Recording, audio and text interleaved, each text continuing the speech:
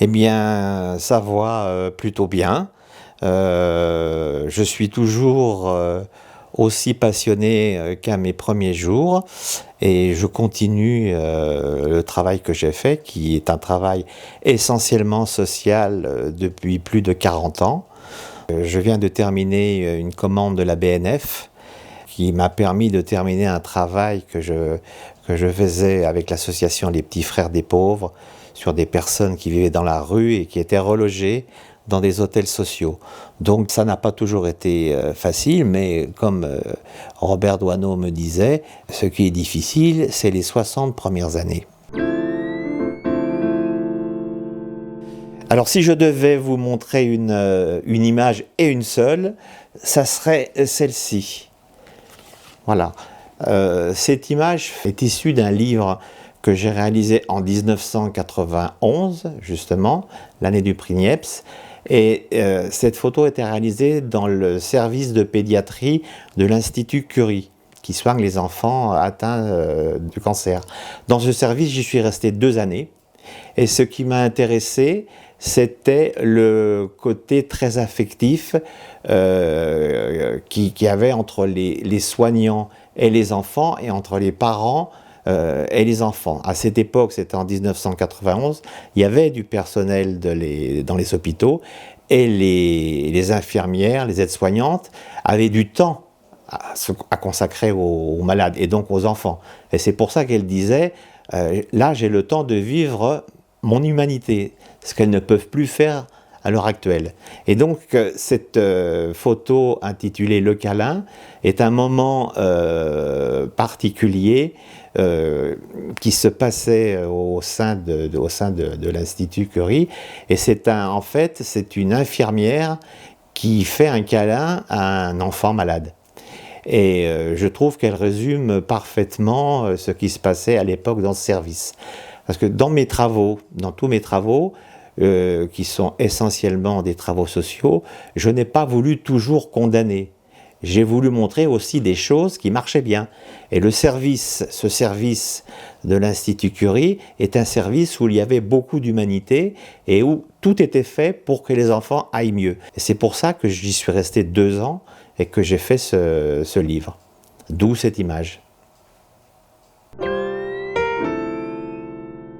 Quand je suis dans un lieu, en général, c'est pour une très longue période, que ce soit dans un service ou dans une association, j'ai besoin de m'intégrer auprès des gens que je vais photographier. Pendant des fois 1 mois, je déambule dans le service, je vis avec les gens, j'ai toujours mon appareil photographique autour du cou, mais je ne fais pas de photos. Quand vous restez très très longtemps avec des gens dans un milieu très très précis, vous êtes non plus le photographe, mais le petit copain. Je dis toujours que la meilleure qualité d'un photographe, c'est de savoir poser son appareil. Donc quand vous êtes avec des gens, des fois, on pose son appareil et on devient participatif. Là, je suis bénévole aux Petits Frères des Pauvres.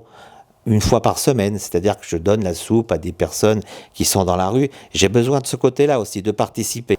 Être uniquement spectateur me convient pas, totalement. L'acte photographique dans mes reportages représente très peu de temps finalement. Le travail de vie avec les gens, c'est à peu près 90%. Et il y a 10%, c'est de la prise de vue. Et quand je fais un livre, souvent l'éditeur, je me rappelle, Robert Delpire, qui a édité pratiquement tous mes livres, me dit dis donc, tu as très peu de photos, mais j'avais ce qu'il fallait. J'ai un rapport assez difficile avec la photographie. Quand vous prenez votre appareil photographique, vous n'êtes plus participatif, vous êtes en position de témoin. Donc ça rompt, c'est dans ma tête, ça rompt un peu la relation que vous avez avec la personne. Et j'ai toujours eu ce sentiment-là. J'ai toujours l'impression que je fais une espèce, entre guillemets, une trahison. Si bien que dans certains lieux, comme le service de pédiatrie, je sentais les parents qui me voyaient toute la journée déambuler avec mon appareil photo, ne faisant pas de photos, se disaient on va lui offrir la photo. Ils m'aidaient vraiment, si bien que j'avais l'impression que c'était pas moi qui prenais la photo, mais c'était eux qui me l'offraient. Et ça s'est répété, cette sensation, ça s'est répété tout au long de ma carrière.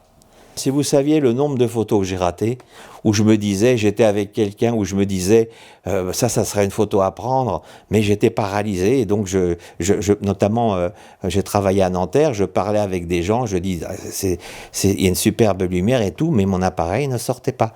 Je parlais avec la personne, mais bien sûr, j'ai raté énormément de photos, par timidité, par pudeur, j'ai vraiment... je me rappelle, et en plus ce qui est drôle, c'est que je me rappelle de toutes les photographies que j'ai ratées. C'est drôle, où je me dis, oh là là, là t'avais quelque chose à faire. Bon, mais j'ai préféré la relation à la photographie finalement. Je suis en décalage par rapport à la profession de photographe. Et des fois, je me sens des fois beaucoup plus, entre guillemets, hein, artiste que photographe. Je suis resté 40 ans dans une agence de presse, l'agence Rafo, avec Robert Doisneau, dont j'étais l'assistant, et il était pareil. Je suis incapable de faire une commande. Il faut vraiment que je synthétise mon esprit. Moi, je travaille au feeling. C'est-à-dire que j'arrive, je m'intègre, je fais des photographies, je montre aussi les photographies. Ça, c'est important, parce que beaucoup de gens disent « Oh, ben, les photographes, ils viennent, ils partent, on voit rien. » Moi, petit à petit, je donne des photographies, ce qui me permet un petit peu d'entraîner l'équipe avec moi. Parce que photographier des enfants malades, faire des portraits de personnes âgées, ça ne m'intéresse pas. Par contre, avec la photographie, intéresser des gens pour montrer quelque chose et pour essayer de défendre une cause, si petite soit-elle, là, ça devient intéressant. Le travail avec l'équipe. Dans un livre que j'ai fait sur les personnes âgées, j'avais fait des photographies et à un certain moment, j'ai demandé au personnel de choisir parmi les photographies celles qui leur plaisaient, de les garder pendant 15 jours et de marquer, de légender sur mes photographies. On a fait un livre à la fin et c'était très important pour moi d'avoir les réactions du personnel. Donc j'appelle ça un travail d'équipe. C'est-à-dire que j'entraîne avec moi les gens avec qui je suis pour qu'on fasse un travail commun. En fait, j'utilise la photographie comme un outil pour aller près des autres. Voilà, c'est ça pour résumer. Le prix NEPS, c'est quand même une consécration. C'est le Goncourt de la photographie.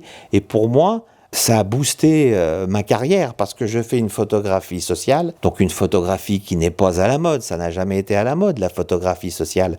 Et d'avoir le prix Niepce, ça m'a permis de montrer mon travail dans des lieux prestigieux, puisqu'on avait le Centre national de la photographie, on avait le musée Nicéphore Niepce, et Robert Delpy avait repris mon travail pour le Centre de la photographie. Donc c'est un énorme coup de pied aux fesses.